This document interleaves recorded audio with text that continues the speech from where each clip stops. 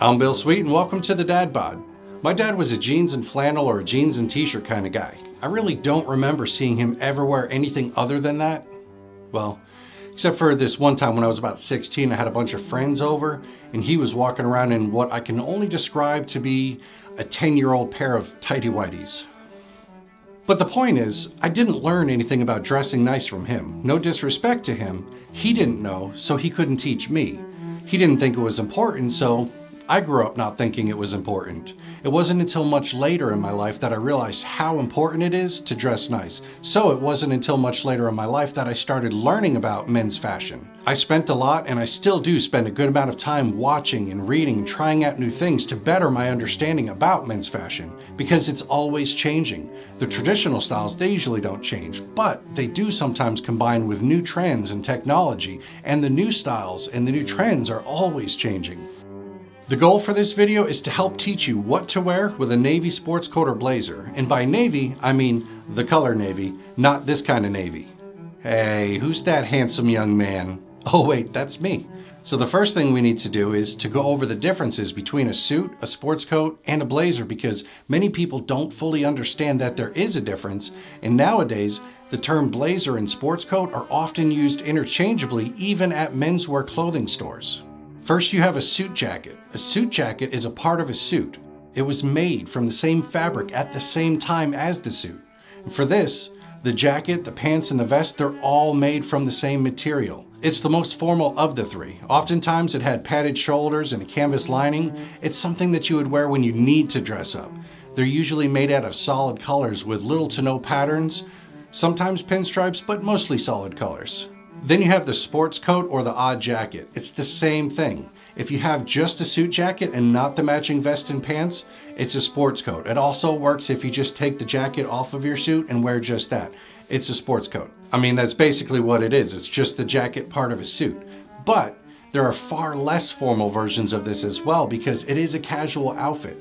It's for when you want to dress nice, but not as formal as a suit. You can often find these having large or fancier patterns, having less of a structure to them than a suit jacket, such as no padding in the shoulders, a ticket pocket, or patch pockets. It's more of a going out outfit. These actually used to be worn while hunting. And then you have a blazer. A blazer is more of a club type jacket. They sometimes have a crest to show you what it's affiliated with, and they can have bold colors such as the one that Shooter McGavin tried to steal from Happy Gilmore, but most times they're navy. They often have brass buttons that are a hard contrast from the color of the blazer. For example, navy blazers would often either have gold, brass, or white buttons. They're usually a little bit looser than a suit jacket because they're made to be worn out and about, to allow you to wear a sweater underneath it if you need to. So these also will sometimes have arm patches. I can go into a lot more detail, but I'll save that for another video specifically on that topic. All right, now, what to wear with a navy blazer or a sports coat? First, before we get started, go ahead and click that subscribe button. It'll help make sure that when we put out a new video, it comes right to you. You don't have to search for it. You don't have to dig for it. It shows up on your homepage all ready for you to watch. With a navy blazer, the color navy is a dark blue, so you're going to want to wear a lighter colored dress shirt or a higher end polo with it. Higher end meaning that it's got a nice collar. You want to wear something that's fairly simple. You don't want to wear a lot of pattern with this. The navy blazer or sports coat is often a little bit more formal and nicer looking. Wearing loud patterns on your shirt could look a bit off with this. Nicer dress shirts are usually pretty smooth. It works for the outfit, but also try dress shirts with a little bit more texture to them, especially if you're going to be pairing this with a pair of jeans. If you're going to wear a sweater vest, or a turtleneck with this, make sure it's made out of a thinner material. A bulky sweater is going to look bulky with this, and please, for the love of all things holy, please don't wear a hoodie with this.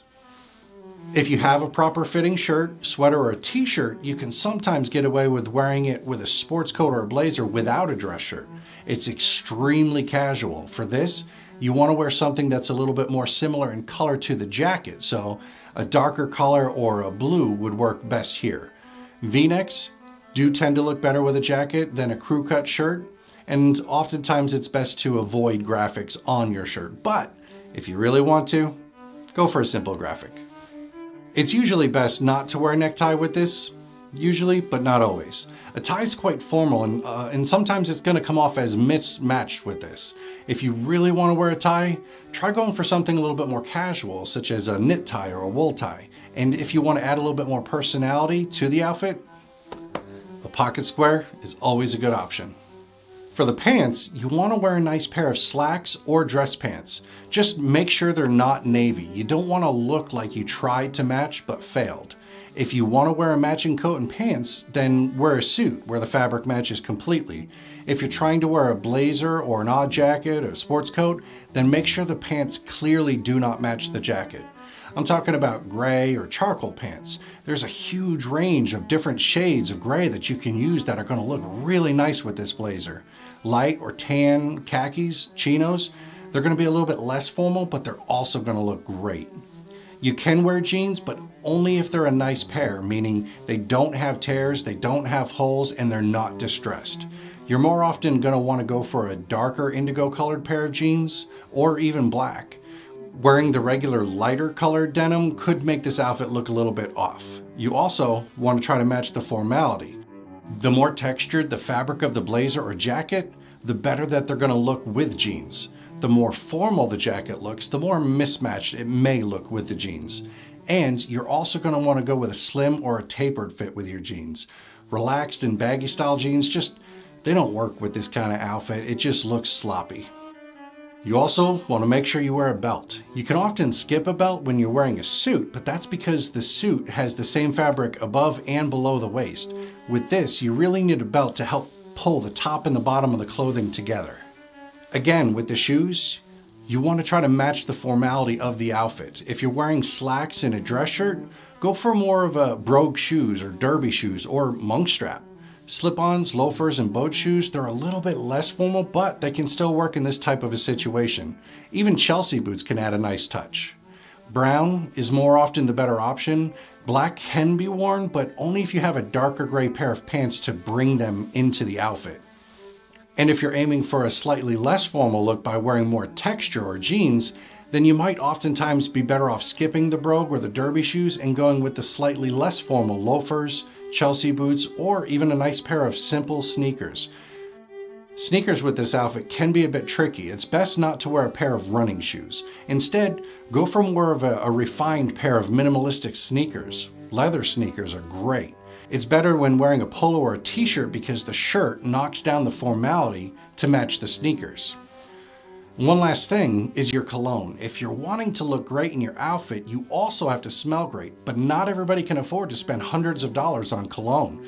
So check out this video right here on how to get $400 cologne for less than $50, and I'll see you there.